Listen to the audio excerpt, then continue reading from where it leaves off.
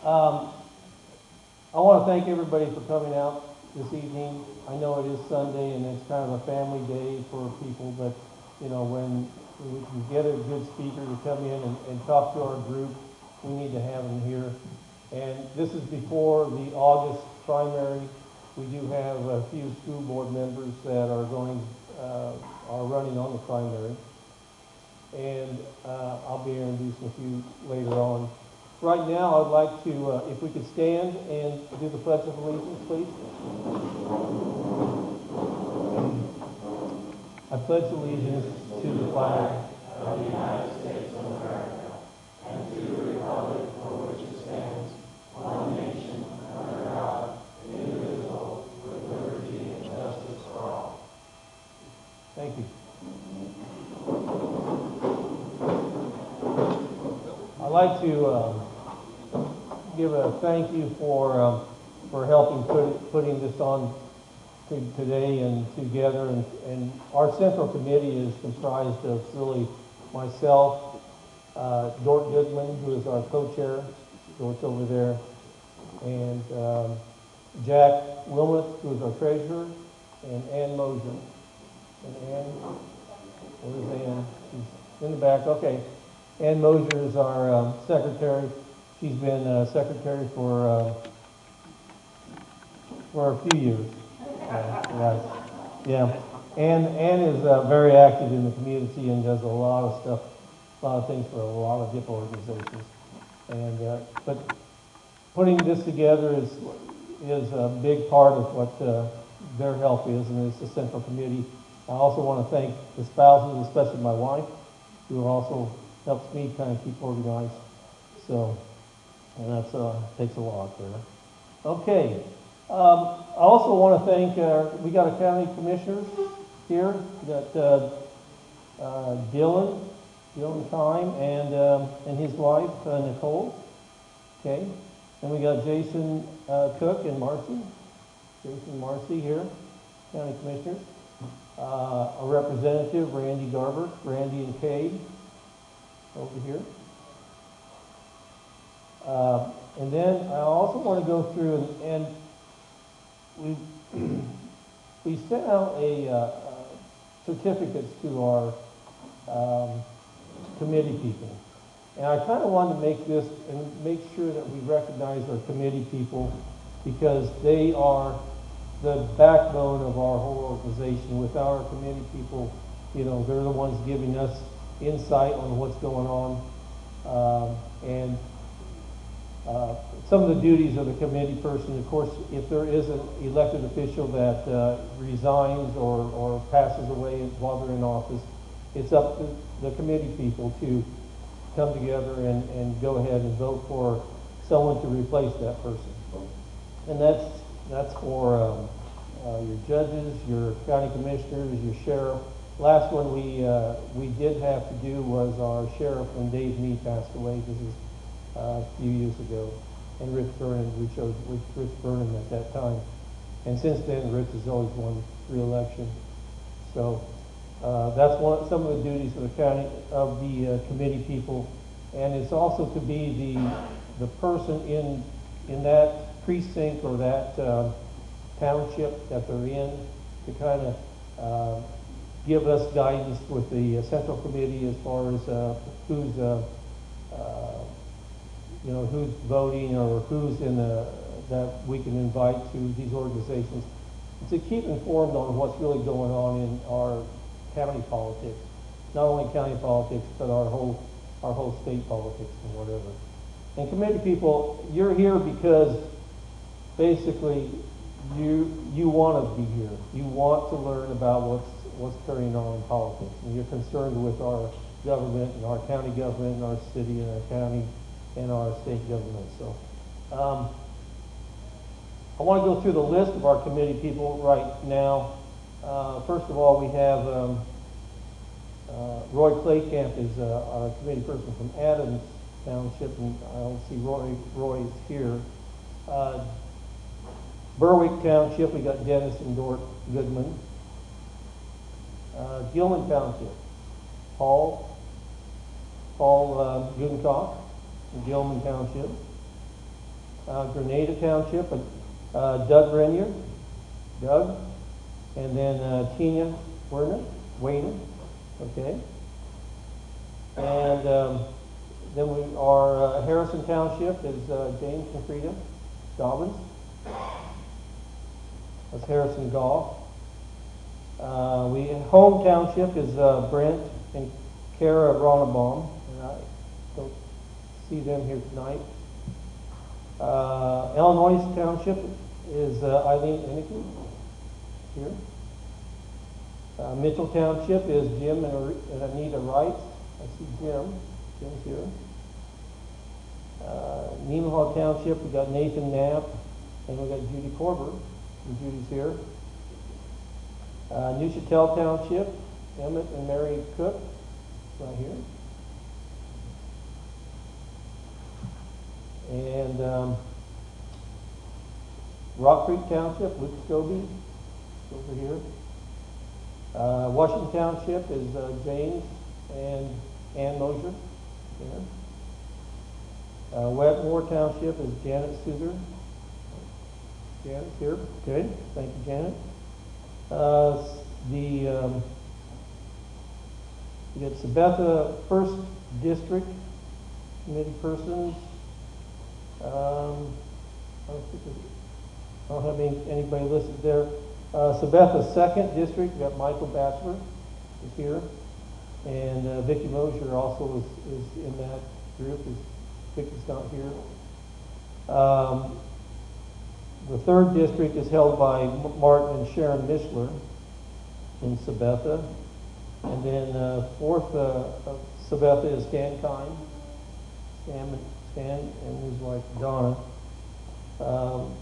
And then the first district is myself, and then Chris Christensen. Chris is here. Second district in the second ward in Seneca is Ray Blevins and Holsapple. The third district is Mike Staubauer, and Mike is running our camera.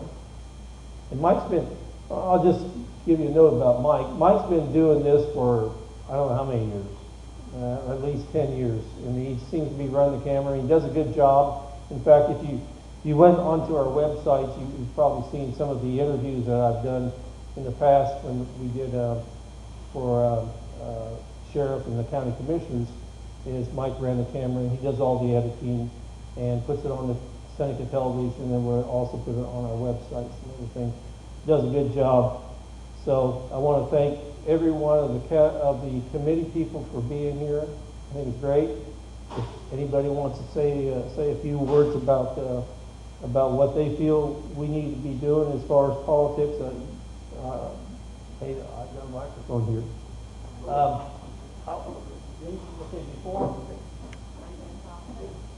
Okay.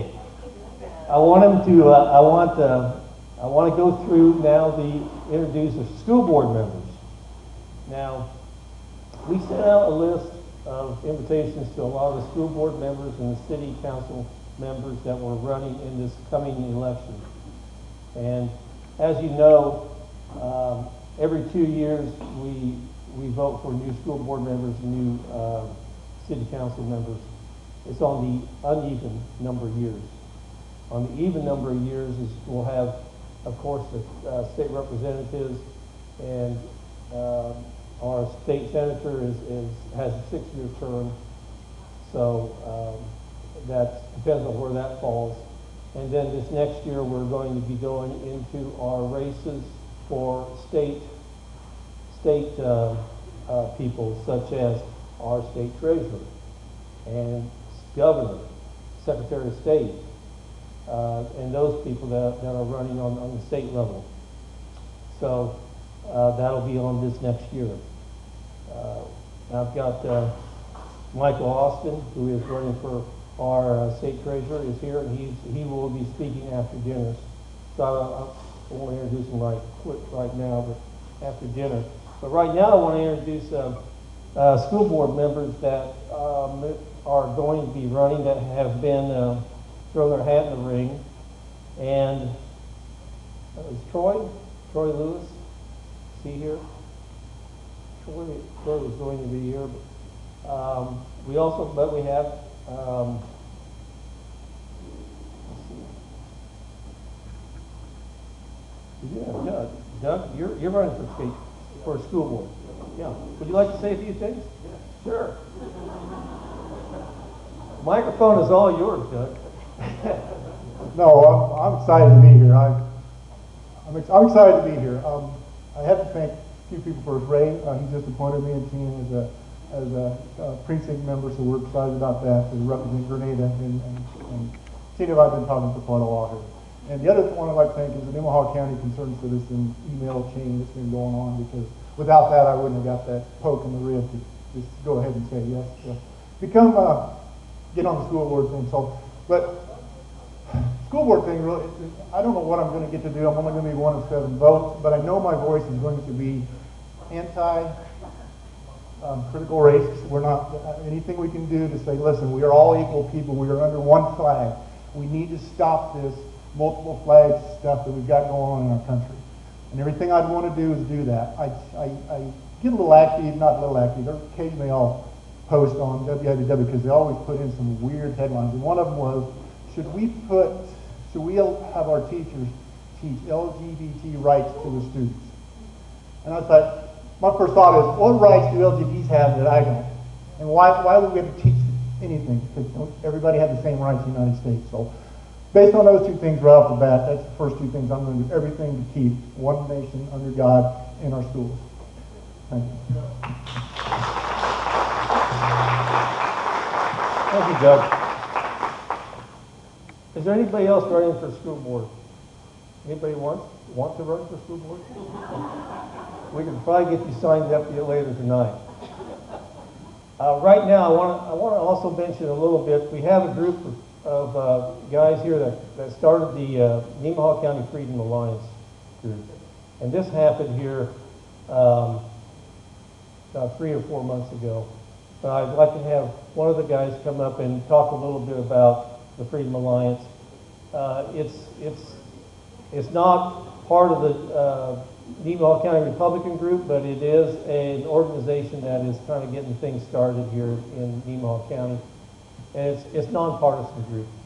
Michael, like a bachelor here. I'll try to make a short story long, humble attempt at humor. But basically, to sum it up, it's not an official thing you sign up for. There's no bank account. There's nothing like that. That would be like saying you have to sign up to be a citizen locally. That's not what it's about. That could be for other things.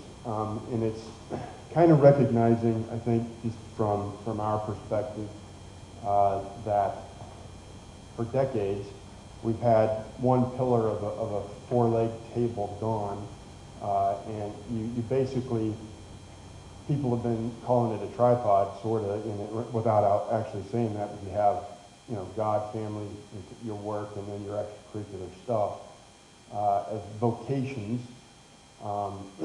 So I'm going to be speaking from the standpoint of conservative Christians.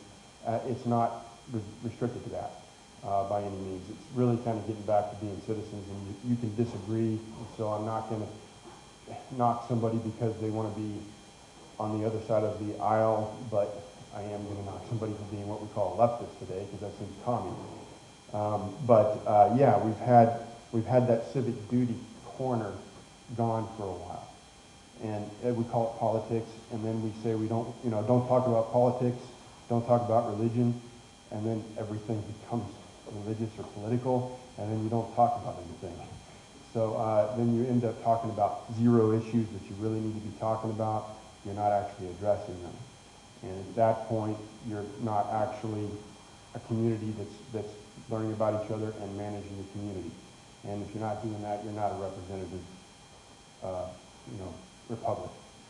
And that's now blame on our end, because then it becomes they and us. They, who we voted didn't do what we wanted, but we haven't participated. We haven't earned the right to say that, hey, Dennis, why did you do that? Or whoever, you don't know those people. Hey, Randy, what's up with that? Other day, where were you? What did you do? Why did you say that? where you know, you can go say that face to face. You know, you don't know most of those people down there, and you're just kind of living your life. And so we recognize that, you know, you sort of have this overlap of civic duty and politics. Politics is definitely a part of it, but let's not call everything political and let that narrative go. It's a civic duty. You're even from the standpoint of you're going to church. You know, if you're going to uphold that second greatest commandment, you're going to have your civic duty in mind. Otherwise, you're not setting up the next, you know, your next generation to have the same opportunity to worship, absolutely, and to not worship and to not protect their ability to make a living.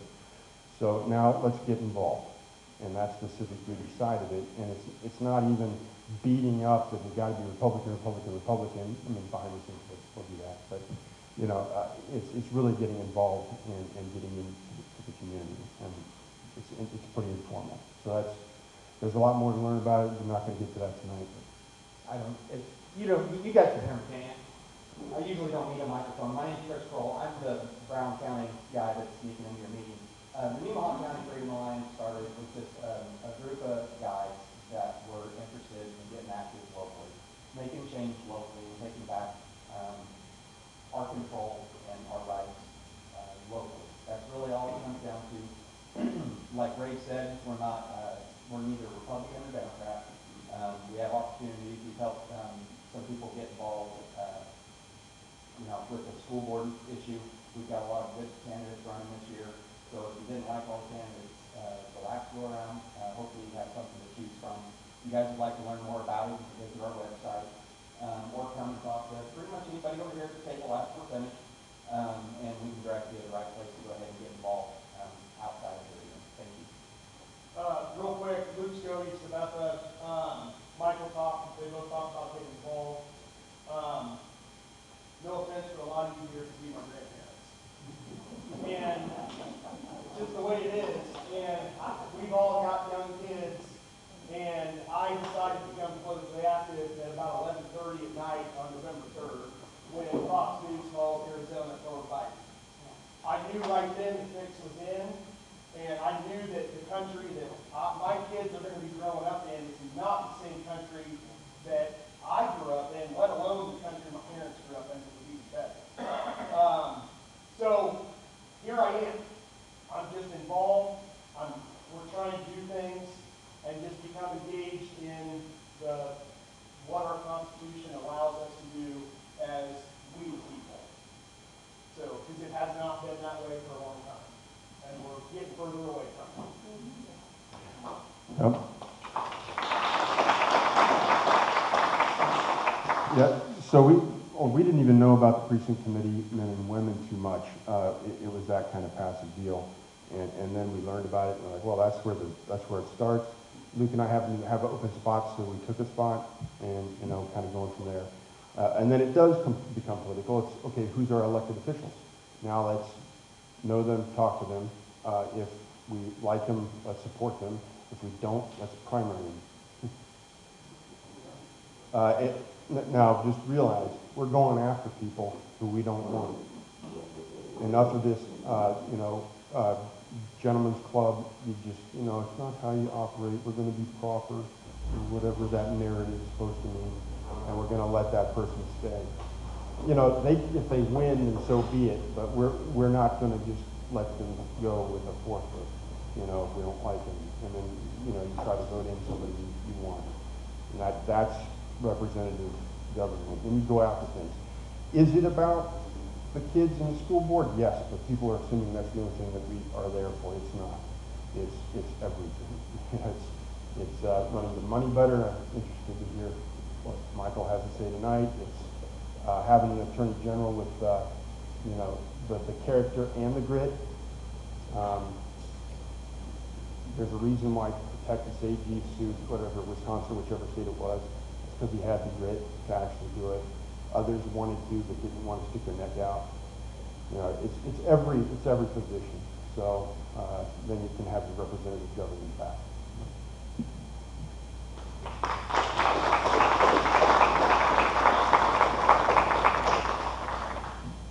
Thank you, Michael. And thank you, guys. But like I said, you know, it's a non, as far as they're neither Democrat or Republican, they're just basically trying to get people involved back into politics to really care about what's going on with our elections, with our county government or state government or whatever. And that's the whole idea, is getting people involved. And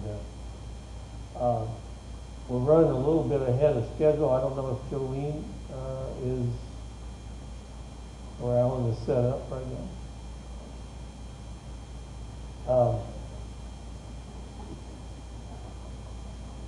Okay. I would like to, I guess, have, if we're, Michael, if you'd want to come up here and just say a few words before we start.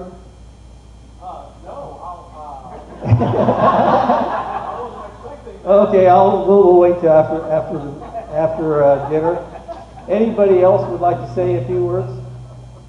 Randy? Randy will say a few words.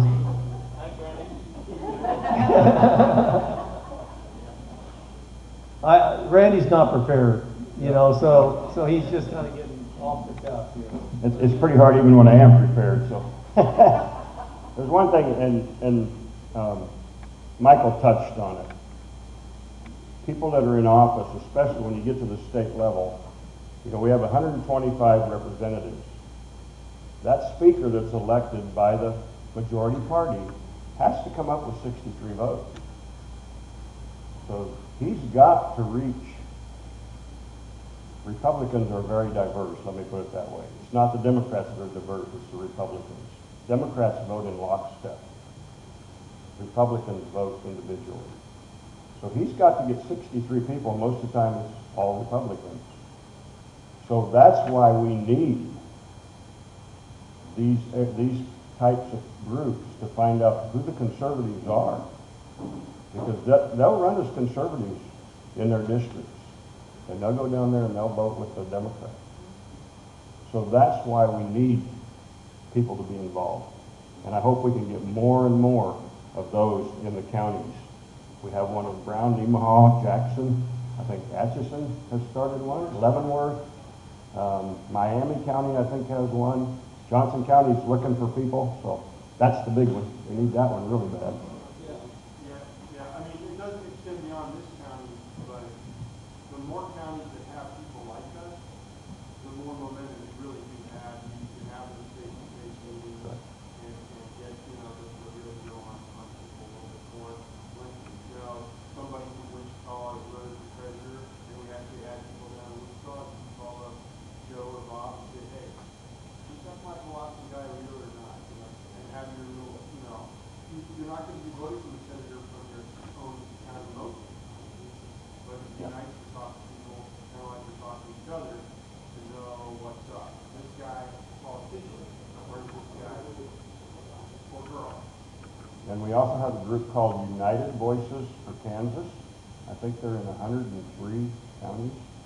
They're not very big. I think there's about 6,000 members, but they're in 100 or 103 different counties. So I think people are waking up. But the problem is, we're behind the 8 ball. Our country is in dire straits. And when the states aren't much better. So you don't need to get mad. You just need to get angry. And determined. One person can't do a lot down there. And we've got 15 or 20 that are very conservative, but that's not 63.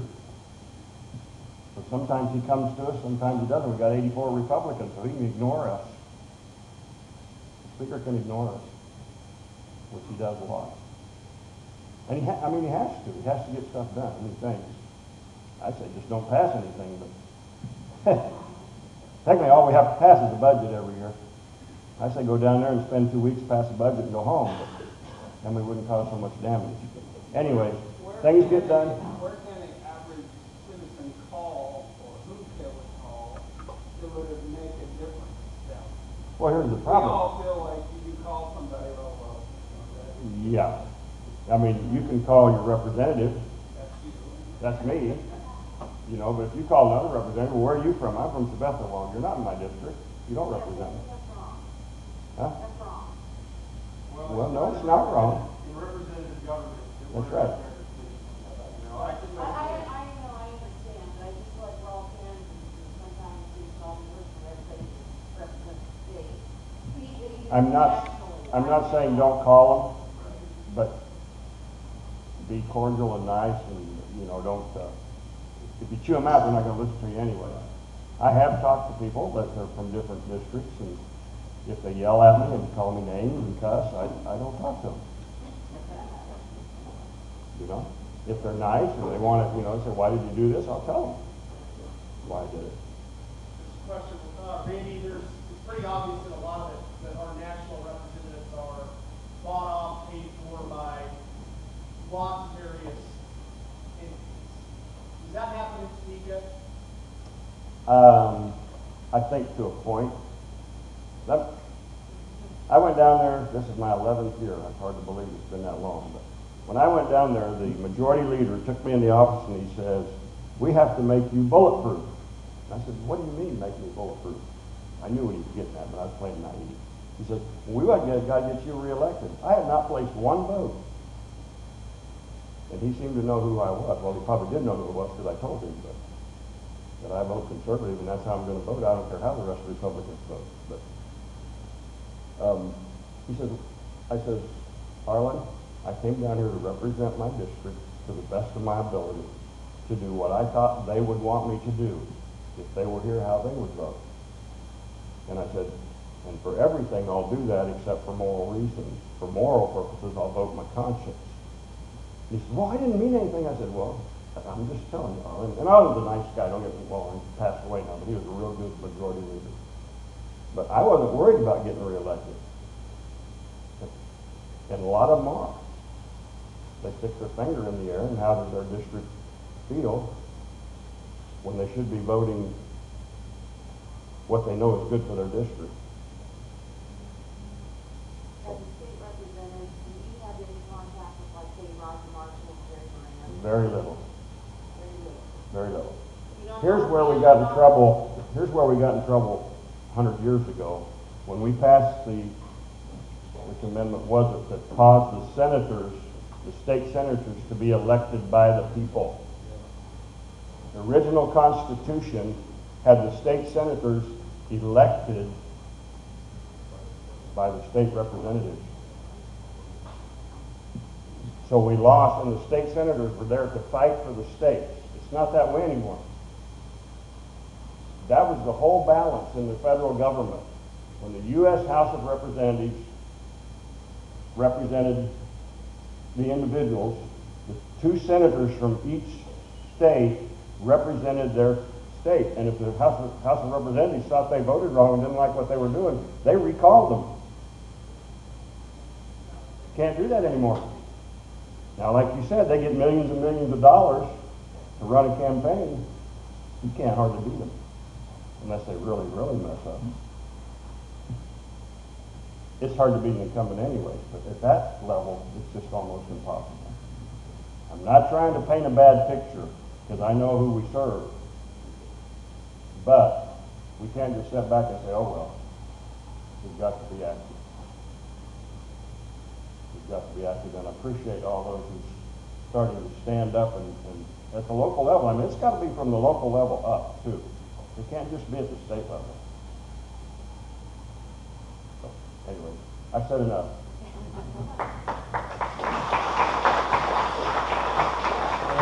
Thank you, Randy. I don't know if we're ready to start, Neil, or? Not far.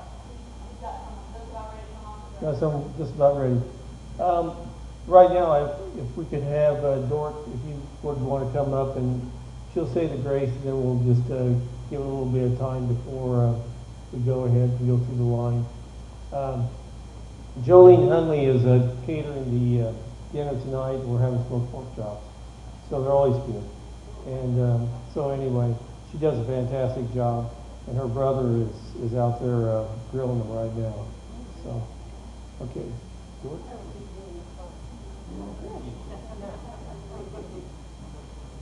He always asks me to do the prayer, but so. Father God, we sit before you, hearts open, ready to hear a wonderful message about how we really are equal in this country. How liberty is for every one of us, no matter what color the skin, no matter what color the eyes, no matter where we came from or where we go, we are equal in your eyes. And freedom and justice and liberty was meant to be for every one of us. That's what we cried for. And I want it to go to every single person in this United States, that they are free to choose the right direction. But we must be able to be willing to show them. And we haven't. So it's time for us to start to point the direction. We aren't here just to have fun, although that's nice. There's times for courage, and this is a time for courage. I ask that you take these hearts and you fill them like it's in Nehemiah, and it was at the end of 2 Chronicles, but it was also in I can't think of the prophet's name, right between those two, where it says God moved upon the hearts to begin to build his house again. I think it's time to move upon the hearts, Lord. So I ask that you would bless the speakers, and I ask that you would bless these people. And in the name of Jesus, bless this day. Amen. Thank you. So, just give us a few minutes. Just go ahead and visit, and then we'll go ahead and get started here. I'll let you know. Okay, thank you. I'd like to introduce our speaker for this evening. Now, I don't know if anyone had been to Marysville a couple weeks ago. The Marshall County Freedom Coalition had Michael Austin speak there in Marysville. And Michael is running for state treasurer.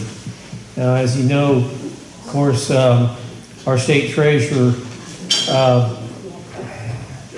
Jake LaTurner, is now our congressman, and so the new treasurer then was appointed by the governor, and of course the governor appointed a Democrat to fill that position because that's what she can do. So basically, we are now in the process of through the election process, and Michael has put his name in the ring for the state treasurer's position. He's also served with the Kansas Policy Institute, and he's written and been speaking for a number of issues. He's also been interviewed by Bill O'Reilly on the economy and tax issues, and he's an adjunct faculty instructor for the Washburn University School of Business and chief economist for the Kansas Department of Revenue. I'm going to let Michael speak for himself and for what he's done with the Kansas Policy Institute and his thoughts on running for treasurer. So, Michael. Thank you. Thank you very much. Thank you, everyone. Good evening. Those pork chops were amazing. Whether they're $15 a pack or $30 a pack, it's worth it, clearly. Thank you so much for having me here tonight. My name is Michael Austin, and from listening to Michael and then others speak about, definitely Randy, about the political system, if there's one thing I'd love for you guys to know about me this evening, is that I am not a politician. I've never held public office. I'm actually an economist. Now, what does that mean? Well, according to my wife, it means that I take a painfully long time just to explain the obvious. I can't believe she says that every time whenever we meet new people. And, you know, as silly as that may sound, if you think about the state of the world we're in today, where up is down, left is right, good is evil, would you agree with me that we probably need somebody who can bring a little common sense and explain the obvious back to government? Well, yeah. And that's exactly what I want to do. I'm running for Kansas Treasurer because I want government to return to the facts, right? I want government to respect our money. And most importantly, I want government to return our freedom. So you're right in line exactly with what you're thinking. And in my research, something that I've always found is that in places where there's more freedom, people have more opportunities. And in places where there is more freedom than others, where people are trusted, where there is personal responsibility, guess what those people do? They do the right thing. And nowhere is that more exemplified than the famous story of the Lindo family. Has anyone, who's heard of the Lindo family? Show of hands. Well, this is awkward. Okay. Let me start from the beginning. More than 100 years ago, there was a man by the name of Joseph Lindo. He was from Cuba, and he left his home country of Cuba for a woman. Her name was Essie. Now, Joseph and Essie, they were a bit of an odd couple of sorts. See, Joseph, he had a knack, what do you call it, carpe diem. He could see all the choices and opportunities that was in front of him. He would be able to seize them, and just from his sheer tenacity, he was still able to find success. His wife, Essie, on the other hand, was more of a traditionalist. She had a fierce faith in the Lord and a fierce devotion to her family. And most importantly for her, she really believed in instilling that devotion in every generation going forward. And so together, they were a bit of a powerhouse. As a budding family, they uprooted themselves and moved to Panama, where Joseph worked on the Panama Canal, earning silver for his work, and his wife Essie turned the home into a laundry service, where most of her clients were the local police. She was back in the blue even 100 years ago. Together, they were able to save and scrape enough money to send their oldest child to school because they knew the value of a good education. A couple of generations later, their granddaughter had enough family savings to leave the Caribbean and went to England, where she got her nursing degree. And then once she got her nursing degree, she left England for America for more opportunities and freedom. I think today, this family has doctors, nurses, teachers, professors, just the whole gamut. And even, I think, a descendant of the Lindo family was willing to sell everything that she owned, except for the clothes in her closets, just so that she could leave the stifling socialist environment of New York City to come to Kansas. That was my mother. The Lindos are my ancestors. So in my blood lies a belief that we can achieve anything. We can overcome any obstacle, right? As long as we trust in the Lord, as long as we stay true to our family, and of course, as long as we have the freedom to reach and, the freedom to exercise any of those opportunities. And part of our conversation today will be acknowledging that this country, America, has the most opportunity and provides the most prosperity for any people in this nation, in this entire world. So that tells you a little bit about me. As you see on my sheet there, I was a Republican for 2 Kansas governors. Remember when Governor Kelly messed up those mass charts to prove that her policy was working, and then she got caught in that lie and whatnot, got national attention? I caught them in that lie. So, that's right. Thank you very much. Gosh, a little funny story. So we caught her in that lie, and we got picked up by the Washington Examiner, I think the Wall Street Journal, just many state and local news media outlets, and then finally the Topeka Capital Journal and the Kansas City Star had to write about us. But it's the effort that counts. So if you haven't guessed it by now, I support a radical policy I like to call keeping more of what you earn. And when it comes to things like, let's say, critical race theory, I think what you'll find is that the solution to beating critical race theory is the solution that we've had, at our fingertips all along. Starts with an F, rhymes with freedom. So let's begin our conversation today. Okay, here's one quote from a famed economist, Thomas Sowell, who I think superbly summarizes this issue. For those who can't see, don't worry, I'll read it out loud. He says, "The crucial question is not whether evils exist, but whether the evils of the past or present are automatically the cause of major economic, educational, and other social disparities today. Isn't that poignant? As we discuss critical race theory, we'll talk about what I like to call discrimination versus disparity. Then we'll get into the actual theory. We'll do a little bit of myth busting. We'll talk about solution, and then we'll give some time for reflection. So discrimination and disparity, one thing I'd love for you to understand as an economist is that what the left tries to use to promote critical race theory is saying that everything is a form of discrimination, when in reality what they're really talking about is disparity, and there's a distinct difference. I'll explain it here. So there's discrimination and then there's disparate impact. Discrimination speaks to a difference in treatment for a protected class, right? Someone who is intending to treat one protected class differently than another. That is discrimination. Disparate impact, however, speaks to a difference in the outcome of a protected class. They're not the same thing, not exactly. Here's an example. A university admits students only if they are 50 years of age or, younger. If we had a university like KU that made sure that the only people who got in were 50 years of age or younger, that would be a form of discrimination, right? Age discrimination. However, if that was not the case, we all know that universities as right now don't have a lot of students that are over the age of 50. Does that necessarily mean that KU has discriminated against them? No. So in that same example, that few people 50 years of age or older attend college, that would be a disparate impact.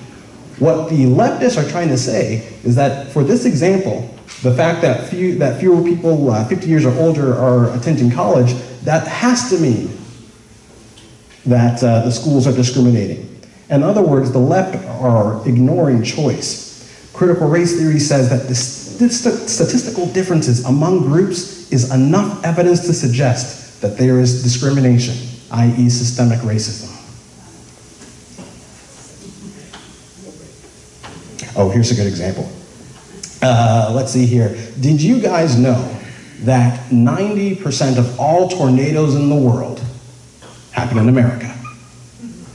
Is there some sort of statistical climate change, right? Discrimination, what do you call it? No, right? And let's say we can even break it down even further. The vast majority of that 90% of tornadoes, where do they happen in America? You said Kansas.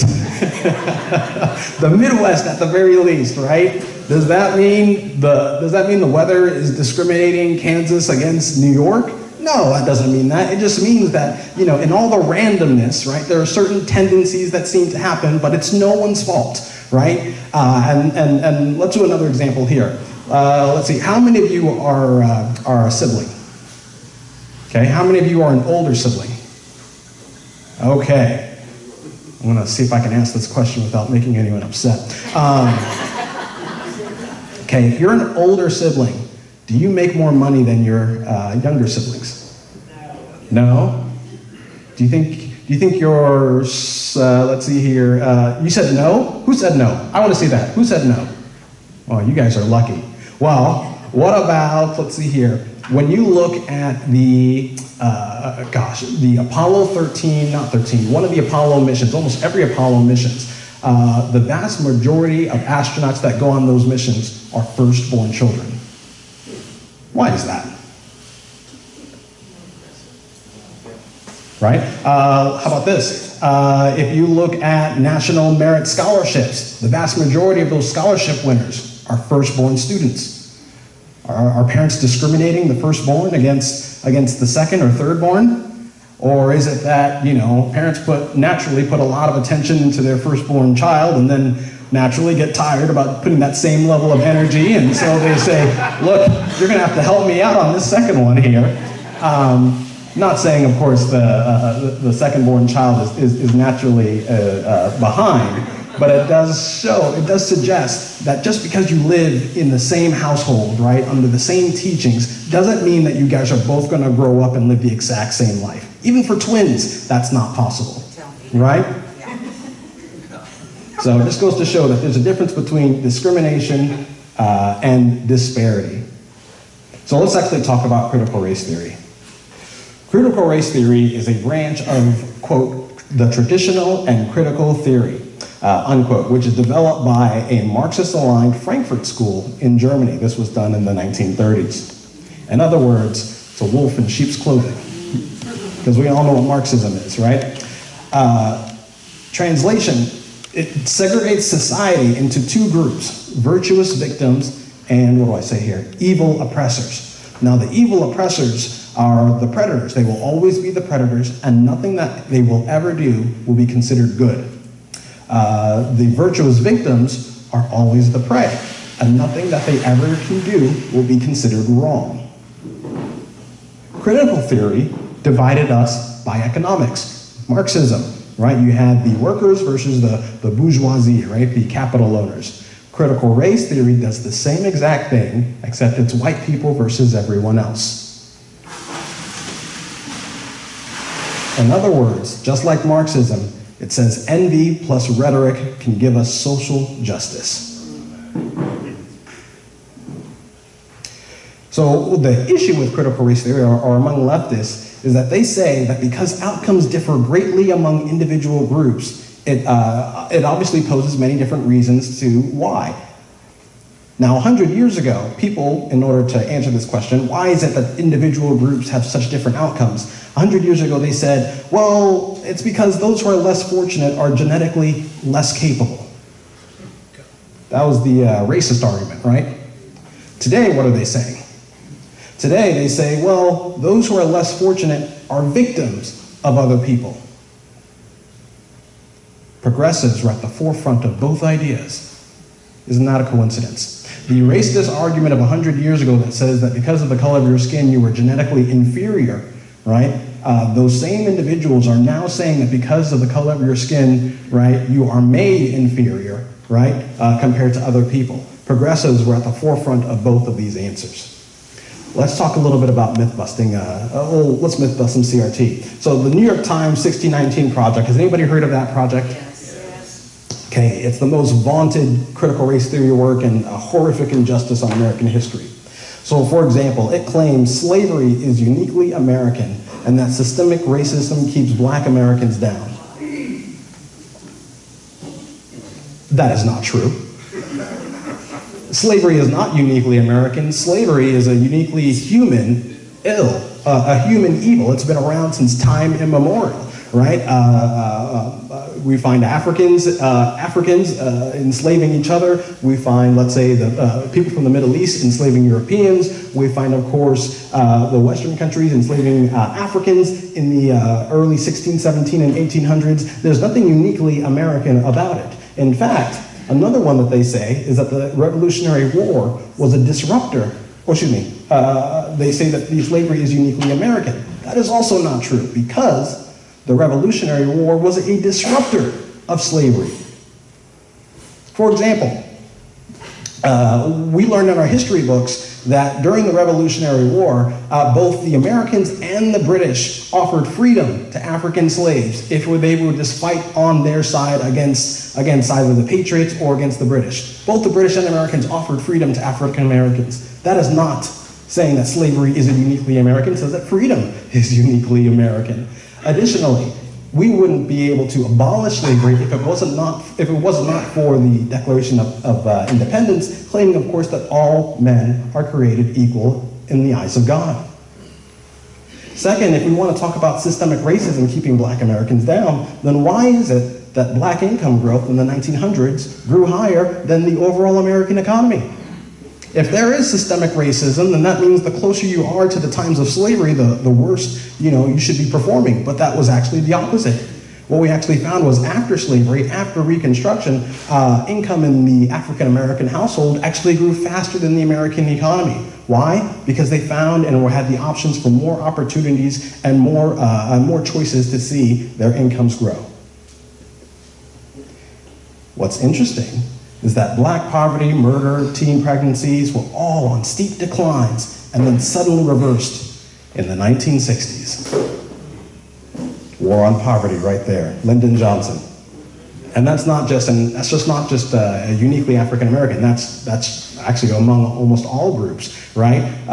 Murder, crime, poverty, teen pregnancies, they were all on steep declines until the government decided to intervene and created perverse incentives. We talked about that with the Nemaha County Freedom Alliance, plenty of times about perverse incentives that government creates. So the solution, critical race theory robs individuals of their choices and then the consequences of those choices. What we have to do is reveal the cost of critical race theory. Here's a good example. Back in the 1960s, I think there was a really racist NFL owner of the Washington Redskins. I can't remember his name. And he was proudly racist, and one of the things that he wanted to do, or wanted to continue to do, was he didn't want to hire any African Americans on his football team, right? And at that time, typically African Americans, typically running backs tended to be African Americans. So his running back, for example, was Caucasian. Do you know what changed his mind about hiring an African American on his team? It wasn't social justice. It wasn't the government stepping in. He lost games. He lost money, right? Yes, yes, there might be people who have prejudices when they decide to favor one group over another, but everybody favors themselves over everybody else. And when it comes to racism, right, it's a costly endeavor. That individual who owned the Washington Redskins was losing games, losing money, simply because he didn't want to hire someone with better skills that tended to be African American. And only when he lost money did he realize being racist was expensive. And so, defeating Marxism was also accomplished by allowing those who pushed that toxic policy to face the consequences of their actions. So, defeating racism can be accomplished by allowing those who push that toxic idea to face the consequences of their actions. When you want to talk about, actually I'll skip this, I'll come back to it. If schools want to teach critical race theory, families should have the freedom and the resources to leave. That's how you make sure people face the consequences of their actions. Yes. How do you do that? For example, you can do tax advantage 529 plans. This is something that's actually within the Treasurer's office and that we're going to push if we're elected. It's tax credit or tax credit scholarships or other freedom policies, ways that we can get more families to save their money so that they can use it for emergency education expenses. And thanks to President Trump, you can use these 529 plans for K-12 education. So if we can find ways to encourage more families to have these education savings accounts, then that means, when the cold weather hits and these draconian COVID policies come back, or if we're dealing with critical race theory, then families will have the freedom to do something about it. In other words, if schools want to get woke, they'll go broke. Here's something else, legislation. If there's going to be any legislation that's going to ban CRT, there's a good way and a bad way to do it. Here's one of the bad ways. Legislation that's going to stop CRT should not focus on banning feelings. There is a bill, or I don't know if it's been passed, but legislation in Oklahoma that is particularly targeting how people feel about learning types of history. It wants to ban any teaching that creates a certain emotion in learning history. I think that is not what we want. History is not a fairy tale. History is there's good, there's bad, there's plenty of tragedy, and it is completely human and natural, right, to have feelings regarding it. For example, if you learn about the Holocaust, you should feel horrible, right? And you should feel bad that human beings did this to each other. But that's not critical race theory. That's just having grace and affection for your fellow man and wanting to do something different about it today. What you want to see, as I said, yes, history is tragic and it should invite feelings and thought for appropriate discussion. What you want to see in legislation that stops CRT is you want to see it ban any teaching that a race or ethnicity is inherently superior or inferior to another, right? It's not about learning history. It's about saying whatever has happened in the past is the reason why you're in a situation today. right? Just because there were Jim Crow laws in the 60s doesn't mean that I'm inferior to any Caucasian person today. Just because of slavery happening a few hundred years ago doesn't mean that a baby born today with a darker skin tone is inherently inferior to another baby of a lighter skin tone born on the exact same day. That's critical race theory, and that's what needs to be stopped. So in summary, critical race theory is Marxism. While it doesn't separate people by economic class, its end goal is to funnel more power and control to government.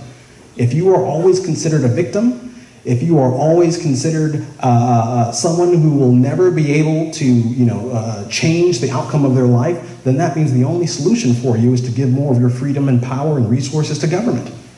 That's Marxism.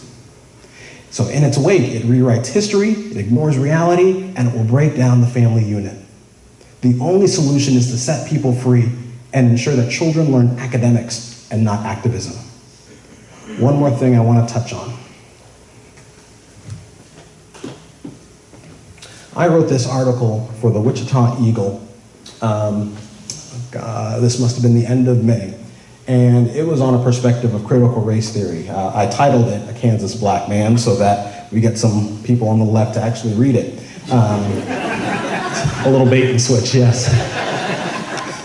But for me, as an economist today, we've had a conversation about the history of critical race theory. We've talked about a little bit of the philosophy behind it, and we've just used history as an example that we can, just point to and say that this disproves this theory. But for me, it hit me a little personally.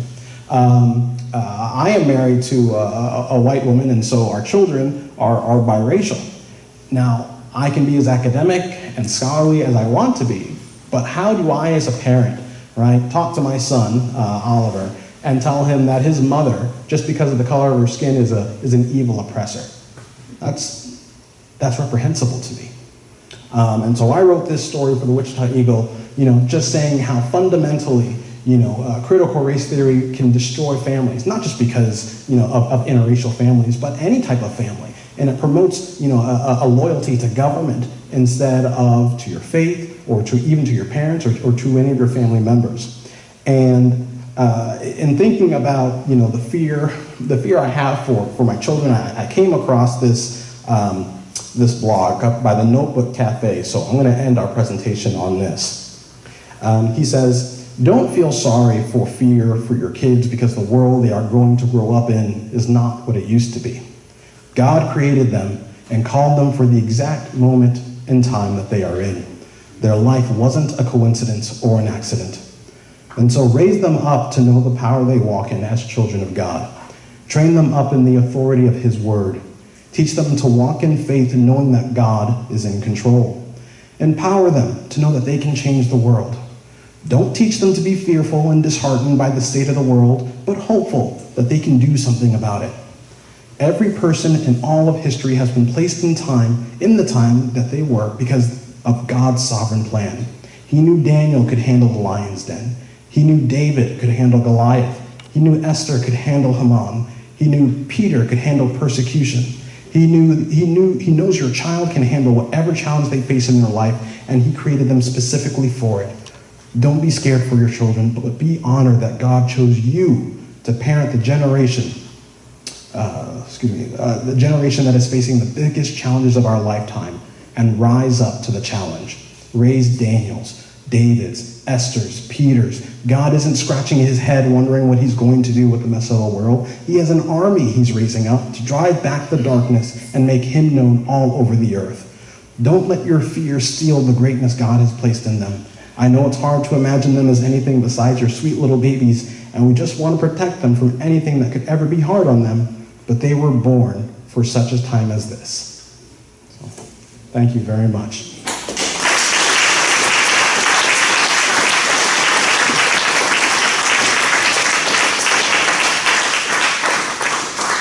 Any questions? So, CRT in the focus of where it's being taught is obviously in our schools, mostly in our elementary, middle, and high schools. Raises the most concern. how do we, this is kind of a two-part question, how do we keep CRT in its formal packaging out of the schools? Okay, it's a great question, and unfortunately, what makes it a great question is that it's not an easy one to answer. So the State Board of Education or State Department of Education just came out saying critical race theory is not part of any standards that we send down to the school boards. In other words, what they're saying is that in all the paperwork we send to school boards, you'll never find the words critical race theory, right? But effectively, they're building a straw man because conservatives aren't saying that there's a curriculum called critical race theory. What they're saying is that they're learning from teachers and administrators and trainers to school boards that they're teaching this woke activism based off of history. In some cases, they're rewriting history, and that is the particular problem. So when we talk about what do we need to do to keep critical race theory, out of the schools, first and foremost, you need to run for school board. Because, that is where you have that most control, and that's where they're trying to bring in those trainers to get these school boards in that frame of mind, so that when they're teaching just arithmetic, they're teaching arithmetic with a lecture that's based behind it that says African Americans can't learn algebra as easily as white Americans, and so you need to dumb that down, or you need to lower their grading, or you need to make it less difficult. So it's really more of an under the radar. That's what critical race theory is. And so first and foremost, you need to make sure you get good conservative Christian school board candidates into these roles. Second question. This past August in the Sabetha School District, in the sophomore history class, there was a paper handed out. It was about 13 pages long. And these are just some of the snippets of information on it. First, the police respond as if a black person is guilty of whatever transgression the white person says they have committed. Also, African American safety in public spaces is contingent upon how whites feel about our presence. Do those sound racist to you? It's already here. How do we get this out? I had a thought, and it gave me a bit of a knee-jerk reaction when I had that thought, but when I hear more and more stories like this, I feel like it probably is something that we should do. Cameras in the classroom. Yes, that's great. Yep, that's something we wanted to bring up. That would be awesome. I'm a conservative. Surveillance makes my hair stand up, but and let's face it here, us as conservative parents, we know what's going on in the classroom because we have a good conversation with our children and we know what's going on, right? But what we're doing this for the uninformed parents that had no idea this was even coming. And it all comes back to, are we keeping these schools accountable? And the answer is no. So they feel that they can post this 13-page paper because they know that even if parents find out about it, there's nothing that they're going to do about it, or at least nothing that they're going to do timely. And even if they do something about it, it's not going to affect their bottom dollar, their bottom line. And that is where school choice comes in, right? If you pull your student out of school, and let's say we had a voucher system set up where the $15,000, $16,000, $17,000 of property taxes we pay follow the child instead of the school, then every parent who feels like they need to pull their kid out takes that $17,000 of property taxes with them. It shows them that there's a cost of pushing this toxic ideology, right? And that's the best thing that we can do by promoting freedom, not necessarily a surveillance state, though that most certainly can help and give us ideas of where to clue in, but we have to have the teeth. We have to have the consequences. And when it comes to schools, school choice is the ultimate consequence, and that's what they're afraid of getting. Where does that start, with the treasurer or with our representative?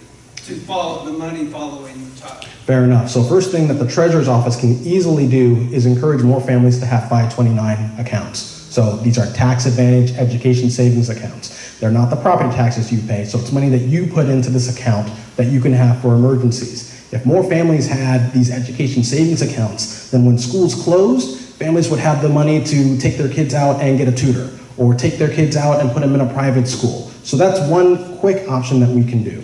Something else the treasurer can also do is help Representative Garber put in school vouchers. In this past legislative session, I think the House got vouchers out, but the Senate failed by 1 vote.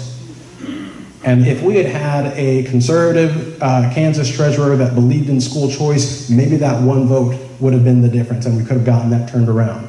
And so when we get a Republican governor in office, as well as a conservative treasurer who will not only crunch the numbers on school choice, but be honest about school choice, then we can get those vouchers done, and we can finally stick it to the unions. Was there a question over here before I go back to the... Sorry. Okay, please. I just want to toss out, like, your venomous snake example story from India. I think people would want to hear it. It fits the treasurer savings plan that you put before the state legislature. It said, here's $1 billion that I can save, and you can't say it can't be done anymore, that type of thing. Oh, fair enough. Okay. Let's see, where should I start this? So when I did a speech to the Nemaha County Freedom Alliance, one of the themes of that speech was that there are always going to be unintended consequences. Every decision that we make has a consequence to it. And sometimes it could be, quite benign, right? Which is, instead of coming here tonight, you've all paid a cost. You're not staying at home watching your favorite television program. You decided to pay that cost to come here and listen to me speak. And so that's pretty harmless. And then there are times where it's very interesting. So back during the colonial rule of India in the city of Delhi, that city had a massive cobra problem.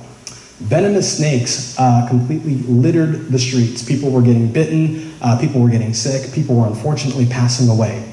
And so the city government decided to do something about it. Their bright idea was to put a bounty on the snakes. Okay, let you think about that for a little bit. The thought process was, when you put the bounty on the snakes, people will catch the snakes, they'll hand it into the government, they'll get some money, people get money, fewer snakes on the streets, everybody should win. And so after they put in the bounty, the snake population in the streets did fall like a sack of potatoes. The end. No, that was not the end. What the government then, well, let me say it this way. People did catch the snakes, but then they didn't take it into the government immediately. They thought they might be better off to take the snakes home instead and breed them and make more snakes, and then take the extra snakes and hand it to the government for that bounty.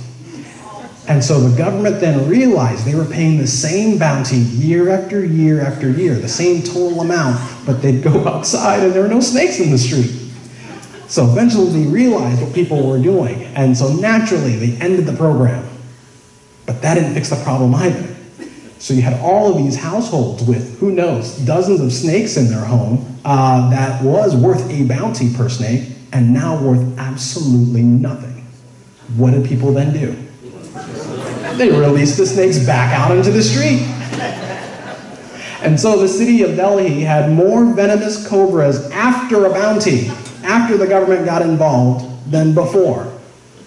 The moral of that story, right, is that human beings will react to every rule, every regulation, every order, and no one person, no one organization is smart enough to know about all the ways that human beings will try to outwit that order. And why that's so important is because when we see things like COVID, for example, there's many more tragic examples. When you close schools, maybe you're fighting COVID, but you're also telling parents that they should probably stay home and supervise their children instead of going to work. So there's an economic cost to that as well. And so even tonight, I could have decided for all of you, if I wanted to, that instead of having pork chops, you all had a salad. Now, maybe for Representative Garber, that would have been completely fine. He was going to order a salad anyway, right? But for you, Michael, maybe you really wanted that pork chop. And now, you are far more discouraged because I took that choice away from you and gave you a salad instead. So when it comes to having a good conservative in government, it's not about being the smartest guy in the room. It's about being the humblest guy in the room and understanding that, your intelligence is not a sufficient substitute for making people better off. You all are the experts in your own lives. You guys all know what is valuable and what is not. And so for me running, let's say as Kansas treasurer, my goal is to give those resources and freedom back to you so that you can fix your own problems and I can just stay out of the way. Because if I get involved, I'm most likely gonna make it worse. Okay? Was that? Yeah. Did I talk about all you wanted me to say? Okay, great, thank you, yes. Yes, sir. I love the idea of school choice, pulling our kids out of school, property tax dollars that we pay in, coming back. I went to school, school was a necessary evil to play sports for me. My kids all play sports. I've got what's going to be a junior in high school that'll play 4 to 5 sports next year. My concern is I pull her out of school and she's going to hate me because she doesn't get to play sports, not be with her friends. I maybe just talk about, like, so Keisha, the Keisha problem with that. Do you have any insight there? Now, I thought that even, and someone, if anyone here homeschools. Not in Sabetha. Not in Sabetha? Nope. Okay, so it's not an even policy, okay. Because I thought in some places in Kansas, even though you homeschool, you could still be involved in sports and extracurricular activities, but I did not know if that was only in certain pockets. So that is something I'll have to look into if I don't mind saying. As far as Keisha concerns, it spans the state, and it's really created a monopoly, which I know the government hates monopolies, but happens to be one.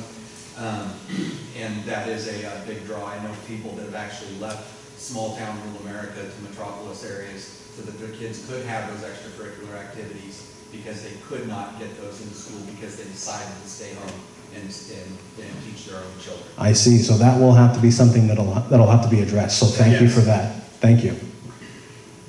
Was there a question back here? Okay, any other thoughts? Well, good, that was easy. Well, thank you so much for having me tonight. Please.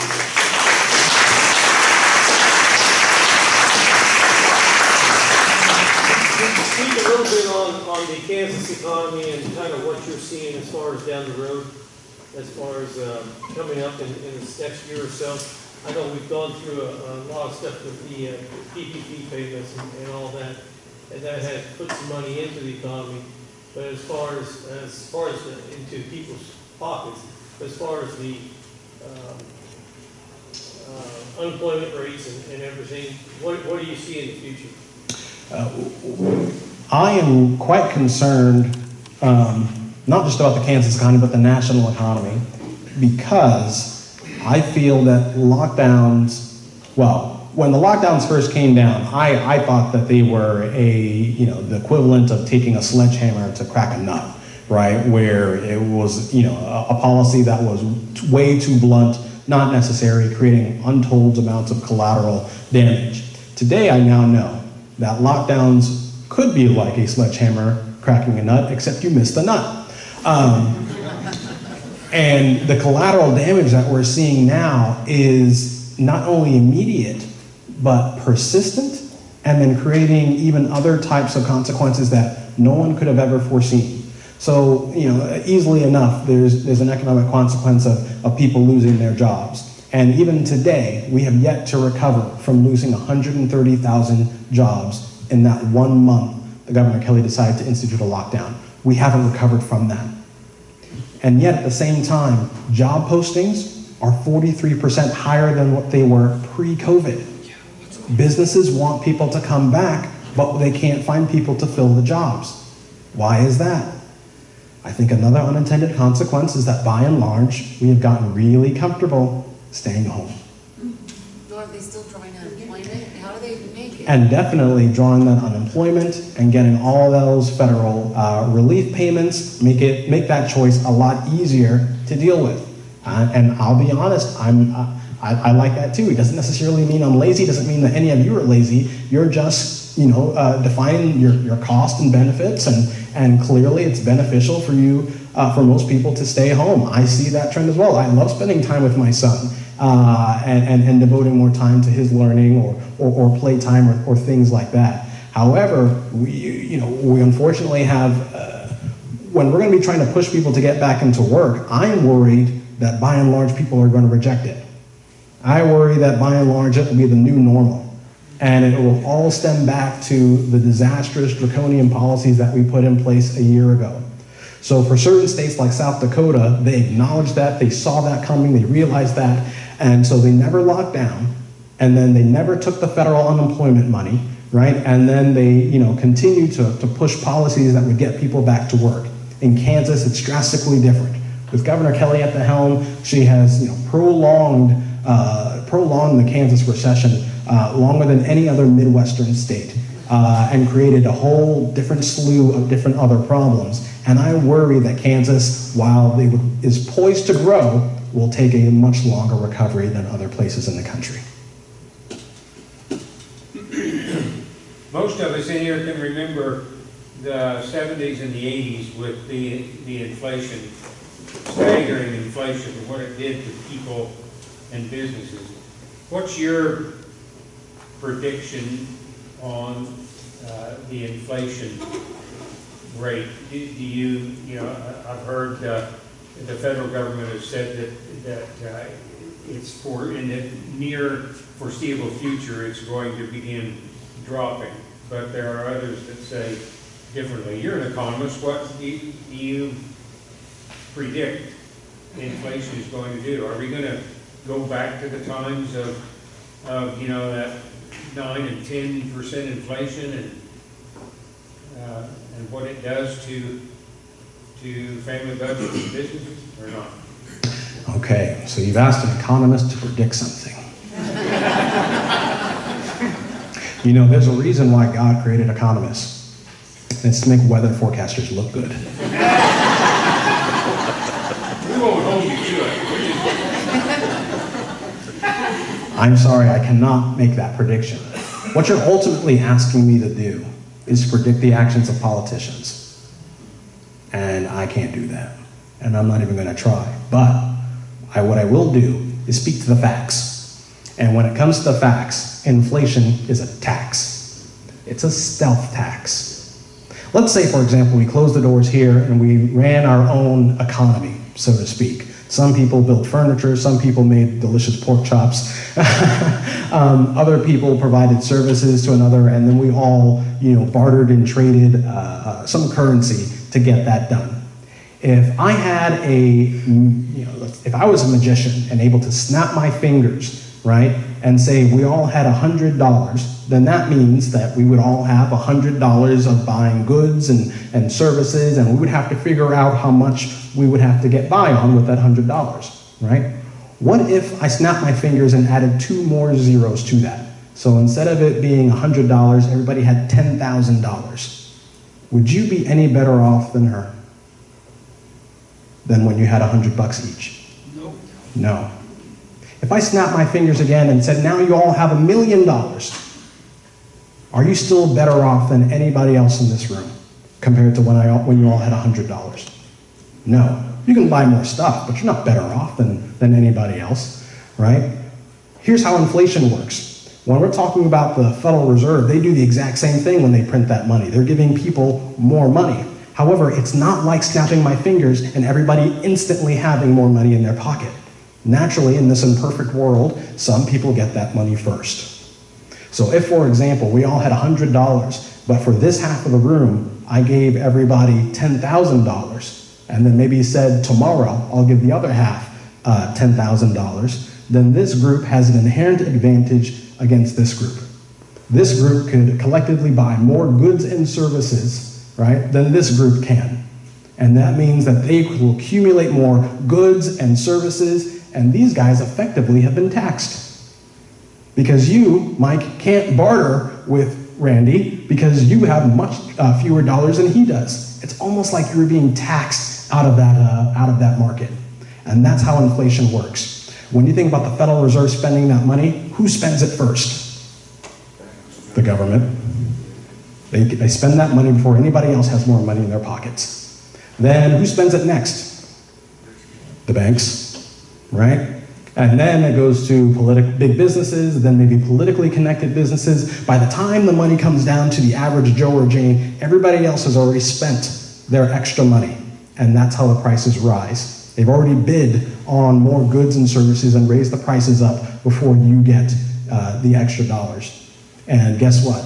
You can't handle the the additional money you get isn't enough to cover the higher prices. And that's how inflation is a tax, because it effectively prices you out of the market. It effectively means you can't compete to those who get that money first.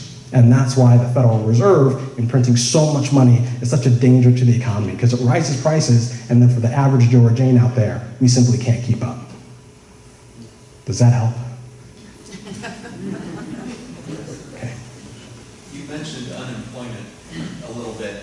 How can the state treasurer help us, or how could they have helped us in this current unemployment fraud debacle that our gracious governor has gotten us into? Good question. The state treasurer can't, but I can. What will make me stand out from all other candidates running in this race is that they all are not economists. I've spent my career talking about a great many topics: COVID, unemployment policy, inflation, Obamacare expansion. Just from my expertise alone, I can speak on a great many topics without having to have an official position to do so. That's what I want to do within the state treasurer's office. I'll just continue to be your advocate. And so no one else will take that treasurer's office and talk about unemployment.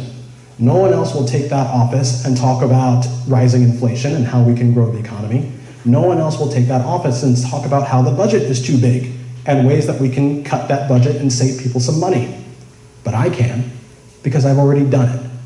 And so, one of the reasons why I would love to get that support from you all in this treasurer's office, because, as I said before at the very beginning, I'm not a politician.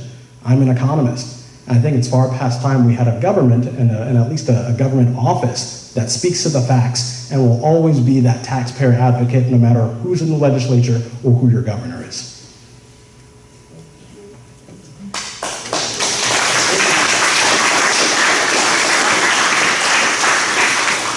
I can go all night, but Ray, you tell me. Well, if you have any other questions, I guess you just brought up a question here.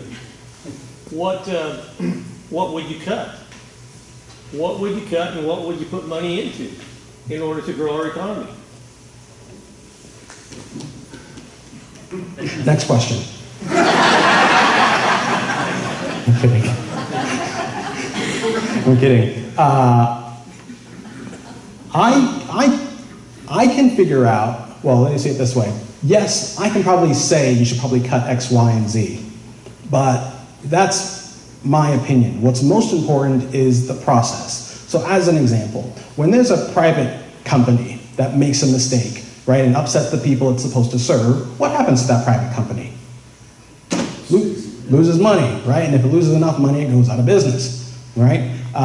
If there's a public organization that makes a mistake, upsets the people it's supposed to serve, what happens to it? Get a raise. Who said get a raise? It expands, right? Or it either expands or it's left to stand, and then like another organization is created to do what the first one was supposed to do, right? Ultimately, the problem with a private company and government is that, government has no way of knowing whether the services it provides are quality or not. We pay taxes either way. So when it comes to finding ways that we can cut government, what we really need to do is find ways that government can know whether the service it provides gives a benefit to the public, right? And so when I hear that from legislators, not Representative Garver, that we can't cut the budget, it's already cut to the bone, we can't do all this massive tax relief, it can't be done. What I did was I looked at the state budget and I simply asked, for all the state spending programs it has, what's the benefit to the public? As an example, if there's a spending program that serves the homeless, is it actually decreasing the homeless population? If it is, by all means, keep spending money on it, maybe even increase it. But if it isn't, that should be a red flag, right? That should be a sign that you should do something different, and it should not include putting more money into that program.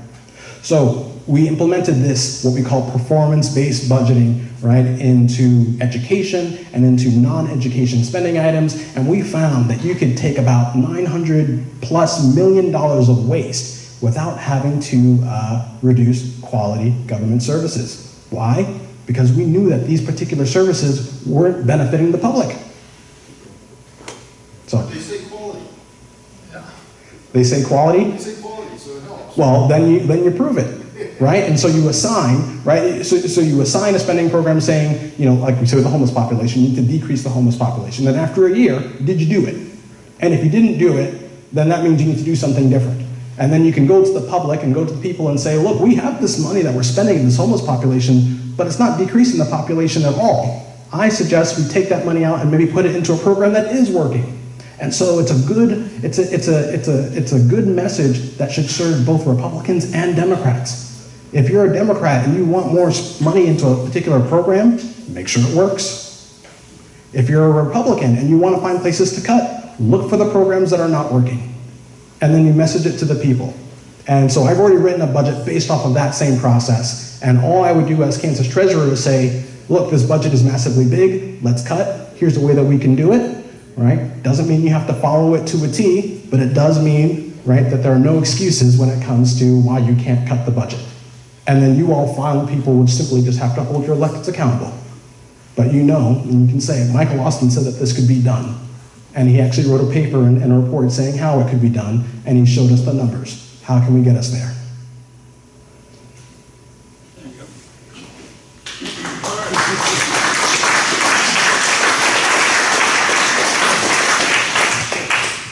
Michael, you're gonna be around later on, right? Or you're gonna be around for a while? Yes. Okay, so anybody that has other questions for Michael, make sure you talk to Michael here after the meeting before everything is completed. I do want to say we do have the pork chops. It's $15 for the bag of 2. So anybody wants to do that, they're in the kitchen there. One thing I want to do on closing is I want to thank everybody for coming and everyone that needs to get involved in our government policies and things that we're doing.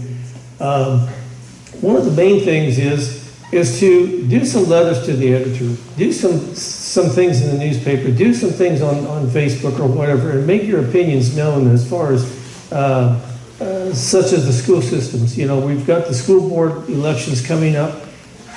Call up these candidates that's running for school board. They seem, the school board candidates, I don't know how many questions you've had, Doug. People call you up and ask you questions?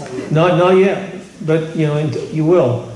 But the thing is, call some of these candidates that are running for these school boards and ask them some of these questions. What are they going to do? What have they done? What's the school board doing right now on some of these issues, some of these policies that's going on? You know, Eileen's been on the school board for a number of years, and she knows quite well what it's all about. Anybody else in here that's on the school board besides Stan? And okay, but you know, these are things that we need to call and talk to. I'm on the city council here in Seneca, and you know, it's good to hear from people in our city and around to get some kind of ideas. Are we on the right track of doing some of these things? You know, we've got other people that are on boards and township boards and planning boards and whatever here tonight. But and trying to get some information from the public is vital in order to get these issues and problems squared away. So I want to thank everybody for coming here tonight, and I want to thank Michael, and good luck, Michael, on your quest for the treasurer's office. And I want to thank you again. Thank you.